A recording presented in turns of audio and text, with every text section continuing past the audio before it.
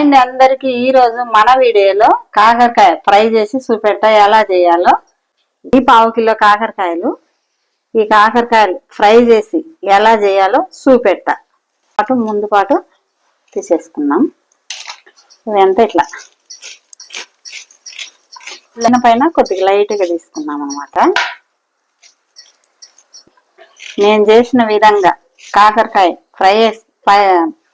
నేను చేసే విధంగా కాకరకాయ ఫ్రై చేసుకుని తింటే సేద అనేది ఉండదన్నమాట. ఈ విధంగా పైన అంతా ఇది తీసేసుకున్నాం. ఇప్పుడు సన్నగా కట్ చేసుకున్నాం. చూడండి, ఈ విధంగా సన్నగా పొడవుగా కట్ చేసుకోవాలన్నమాట. పప్పు లేకైనా, చారు లేకైనా, రసం లేకైనా, దేంట్లోకైనా నేను చేసే విధంగా చేసుకొని ఫ్రై చేసుకొని తింటే సూపర్ టేస్ట్ ఉంటుంది. కట్ చేసుకున్నాం కదా, ఇవన్నీ ఒక ప్లేట్లో పెట్టుకున్నాం.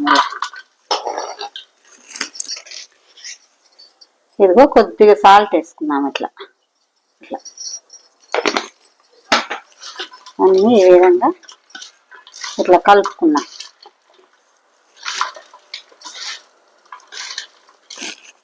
ఇదిగో ఈ విధంగా అన్ని సాల్ట్ వేసి కొద్దిగా లైట్గా ఇట్లా అనుకున్నాం కదా, ఉప్పు బాగా పడుతుంది. అందుకే 5 నిమిషాలు పక్కన పెట్టుకున్నాం. కాకరకాయ ఫ్రైలోకి ఇక కొన్ని కొబ్బరి ముక్కలు, ఎండు కొబ్బరి, ఇక తెల్లగడ్డ మిక్సీలో వేసుకున్నాం. ఇది కొద్దిగా సాల్ట్ వేసుకున్నాం, 1 స్పూన్ సాల్ట్.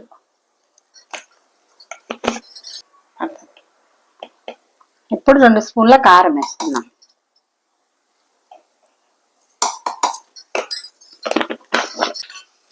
బరకగా మిక్సీ పట్టుకున్నాం. మిక్సీ పట్టుకుంటున్నాం కదా, అంత లోపల ఈ పొట్టు తీయకుండా ఈ తెల్లగడ్డలు వేసేసుకున్నాం. పొట్టు తీయాల్సిన అవసరం లేదనమాట, ఇలా వేసుకోవచ్చు, బాగుంటాయి. ఇగో ఈ తెల్లగడ్డలు వేసి ఒక చుట్టు వేసుకుందాం.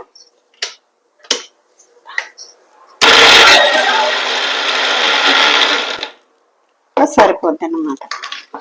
ఇదిగో ఈ విధంగా బరకగా పట్టుకున్నాం కదా, ఇప్పుడు ఇది పక్కన పెట్టుకున్నాం. ఇదిగో ఈ విధంగా బరకగా పట్టుకున్నాం కదా, ఇది పక్కన పెట్టుకున్నాం. ఇంకా స్టవ్ అంటించుకొని బాండిల్ స్టవ్ మీద పెట్టుకున్నాం. ఇప్పుడు బాండిల్ వేడైంది కదా, ఆయిల్ వేసుకున్నాం. సరిపోద్ది ఆయిల్. కాకరకాయలు వేయించడానికి సరిపడా ఆయిల్ పోసిన అనమాట. వేడైంది కదా, ఈ కాకరకాయ ముక్కలు దాంట్లో వేసేసుకున్నాం. పెద్ద బాండిలు పెట్టి ఒకసారి అన్ని వేసేసుకున్నా. చిన్న బాండిలు అయితే 2 సార్లు వేసి వేపుకోవచ్చు. కొద్దిగా దూరగా వేయించుకోవాలన్నమాట. అన్ని ఒకటే రంగులో వేగుతాయి అన్నమాట, ఇట్లా కలుపుకుంటా ఉంటాయి. ఒక 5 నిమిషాలు అయితే వేగిపోతాయి. ఇంకా కొద్దిగా వేయించుకున్నాం. ఒక 5 నిమిషాలు వేయించితే వేగిపోతాయి అన్నమాట. పోవాలన్నమాట. ఇంకా తీసేసుకున్నాం. ఈ విధంగా పచ్చి కరివేపాకు వేయించుకున్నాం. నీట్గా వేగిపోయింది. తీసుకొని కాకరకాయ వేపుల్లో వేసుకుంటే టేస్ట్గా కరకరమని ఉంటుంది అన్నమాట బాగా దీంట్లో. ఇప్పుడు ఇదిగో దీంట్లోనే కొన్ని పల్లీలు వేసుకున్నాం. ఈ పల్లీలు కూడా వేసుకుంటే కాకరకాయ వేపుడు పిల్లలు ఇష్టంగా తింటారు. పల్లీల కొమ్మలు మధ్య మధ్యలో పంటికి తగులుతుంటే టేస్ట్గా ఉంటుంది అన్నమాట. ఇక ఏగినాయి కదా, తీసేసుకున్నాం. ఇందులో పోసేసుకున్నాం. ఇవన్నీ ఇప్పుడు వేయించి ప్లేట్లో పెట్టుకున్నాం కదా, కరివేపాకు, పల్లీలు, కాకరకాయ.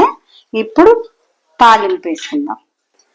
ఇప్పుడు స్టవ్ అంటించుకొని మళ్ళా తాలింపు పెట్టుకున్నాం. 1 స్పూన్ ఆయిల్ వేసుకున్నాం. సరిపోద్ది ఆయిల్. ఆల్రెడీ మనం అన్ని ఆయిల్లో వేయించుకున్నాం కదా, ఇప్పుడు తాలింపుకు ఎక్కువ ఆయిల్ అవసరం లేదు. 1 స్పూన్ అయితే సరిపోద్ది. ఇగో తాలింపు గింజలు వేసుకున్నాం. ఎండుమిర్చి వేసుకున్నాం, బాగుంటుంది.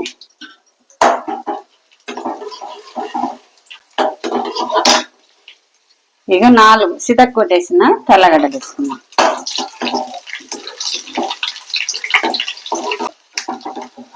ఇదిగో ఒక చిటికెడు పసుపు వేసుకున్నాం.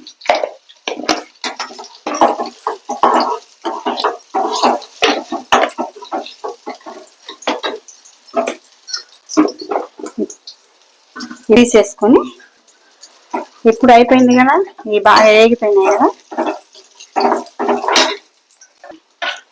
ఇదిగా ఇప్పుడు ఇవన్నీ మనం వేయించి పెట్టుకున్నాం కదా, ఇవన్నీ వేసుకుందాం. ఇట్లా వేయించి పెట్టుకున్నాం అనుకో 10-15 రోజులు తినేదానికి బాగుంటది అన్నమాట. బరగ్గా మనం కొబ్బరి, తెల్లగడ్డ, కారం మిక్సీ పట్టుకున్నాం కదా, వేసేసుకున్నాం. ఉప్పు దీంట్లో ఉప్పు కాకరకాయలు కట్ చేసినప్పుడు కొద్దిగా వేసేసిన కదా, ఇప్పుడు ఈ కొబ్బరిలో వేసేసిన కదా సరిపోద్ది అన్నమాట ఉప్పు. మళ్ళీ ఉప్పు వేసుకోవాల్సిన అవసరం లేదు, ఇంకా సరిపోద్ది ఈ ఉప్పే. ఇప్పుడు కొబ్బరికాయ కారం కూడా కాకరకాయ ముక్కలకు పట్టేటట్టు కలుపుకుందాం. విధంగా వేయించుకున్నాం అనుకో కాకరకాయ 10-15 రోజులు పాడవకుండా ఉంటదన్నమాట. ఇది అన్నంలోనైనా వేసుకొని తినొచ్చు, పప్పు చారైనా పప్పు అయినా చేసుకున్నాం అనుకో నంజుకోవటానికి పక్కన పెట్టుకొని తింటే సూపర్ టేస్ట్ ఉంటుంది అన్నమాట.